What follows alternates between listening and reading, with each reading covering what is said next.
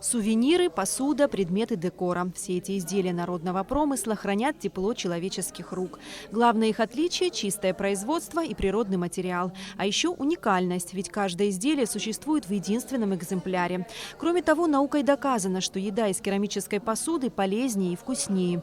Ведь в глине содержатся микроэлементы, которые не дают пище портиться. Как связался вообще с глиной? Случайно. Поднялся, я работал там в одном здании, оказалось, находится студия «Артель». Поднялся, познакомился со всем коллективом. И с учетом всего этого коллектива мне предложили попробовать. Я попробовал, и у меня получилось с первого раза.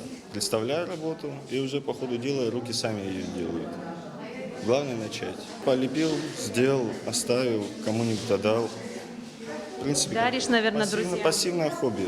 Приобщение молодежи к ремеслам – новый импульс для развития народных промыслов Абхазии. В дальнейшем молодые люди смогут реализовать полученные знания в производстве, к примеру, сувенирной продукции. Сугумский дом юношества давно уже думает о профориентации.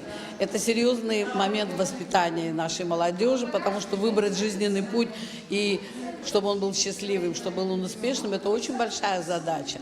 И вот тогда родилась идея вот такого проекта, который помог бы ребятам определиться с рабочей профессией, но при этом, чтобы это было еще и на пользу, можно сказать, нашей Родине. Мы подумали, что вот мы туристическая страна, сувенирная продукция, к сожалению, у нас не всегда отвечает потребностям, да? Вот этого национального акцента очень часто нет в этих вещах.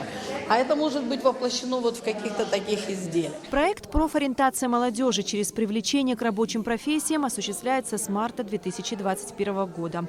Его участники проходят образовательный курс, состоящий из лекций, экскурсий, мастер-классов по этнографии Абхазии, истории живописи, скульптурному и гончарному делу, изучают основы предпринимательства.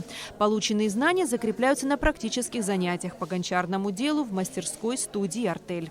Вот изделия, допустим, которые изготовили студенты, то есть я считаю вполне товарный вид.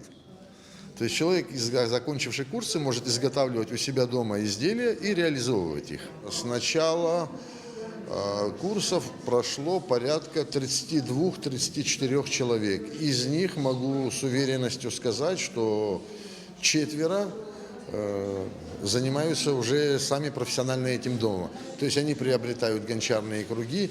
За печью, правда, печи не все имеют, они не имеют, они приходят ко мне, мы им дожигаем. Проект является частью большой совместной программы ЕС-ООН по улучшению профессионального образования в Абхазии, которая осуществляется в республике 3-й год. Это наша часть создания экосистемы профтехобразования.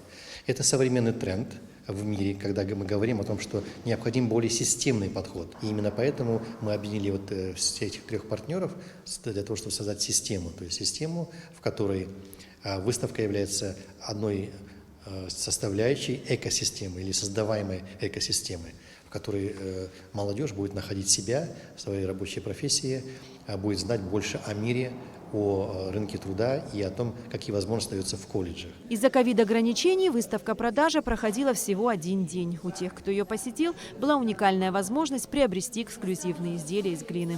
Эсма Гуланзе, Михаил Братухин, Абхазское телевидение.